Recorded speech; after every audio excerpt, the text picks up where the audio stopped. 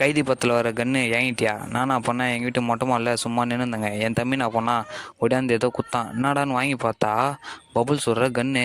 சரி ஓகே, இது விளையாடி ரொம்ப நாள் ஆச்சு, இப்போ விளையாடுவோம்னு சொல்லிட்டு நான் என்ன பண்ணேன், சுட்டு காமிச்சேன்.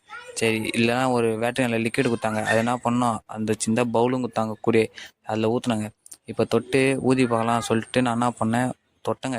பார்த்தா பபுள்ஸே வரல. என்னடா காரணம் பார்த்தா உள்ளே ஃபேன் ஒன்று இருக்குது. ஃபேன் இருந்தால் பேட்டரி இல்லாமல் எப்படி ஓடும்? அதில் தான் உள்ளே கைட்டி பார்த்தா 3 பேட்டரி இருக்குது.